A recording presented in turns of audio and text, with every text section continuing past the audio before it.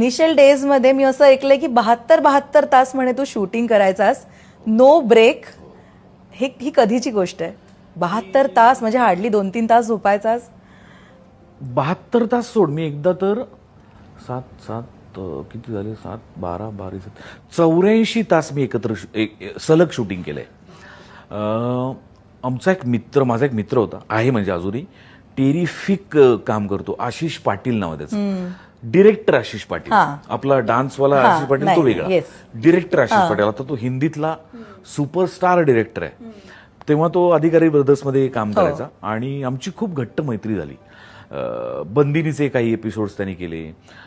मग डीडीवरच्या तो काही हिंदी सीरियल तेव्हा अधिकारीच्याच डिरेक्ट करायचा. तर त्याला ना माझं काम खूप आवडलं आणि आमची खूप छान मैत्री झाली. तर बंदिनीच्या स्टोरीज एपिसोडिक असायच्या.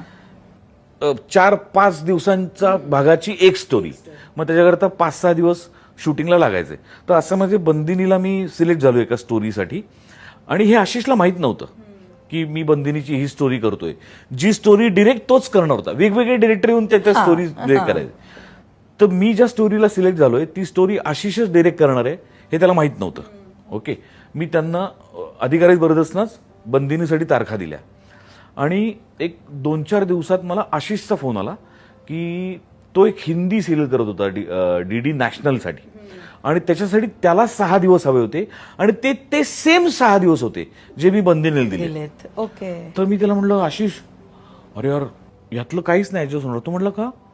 म्हटलं अरे बंदिनीवाल्यांनी घेतल्यात 6 तारखा. तो म्हणला बंदिनी कुठली स्टोरी? तर मी म्हणलं ती नवरा त्या बाईचा पळून जातो काहीतरी सांगितलं. तो म्हणला वो स्टोरी तो मैं कर रहा हूं. म्हटलं पण मग तूच कशा त्या हिंदीच्या डेट मागतोयस? तर तो म्हणला हा यार हे माझ्या लक्षात नाही आलं.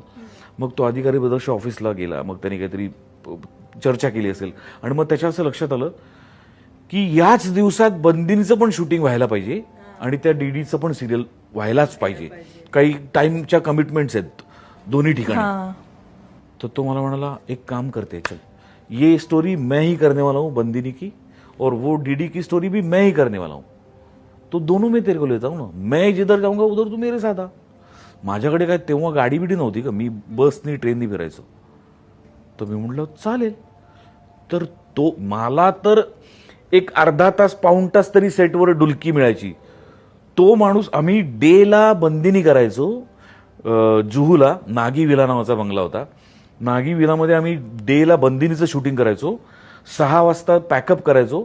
6 ते 7 प्रवास करून मडला जायचो. 7 वाजता रात्री मडला हिंदीची शिफ्ट सुरू व्हायची. ती सकाळी 6 वाजता संपवायचो. 6 वाजता तिकडनं उठून 7 वाजता परत नागी विला. असं आम्ही 6 ते 7 दिवस केले दोघांनी. बाप रे. आणि तो तर झोपलाच नाही कारण तो डिरेक्टर होता. बरोबर बरोबर.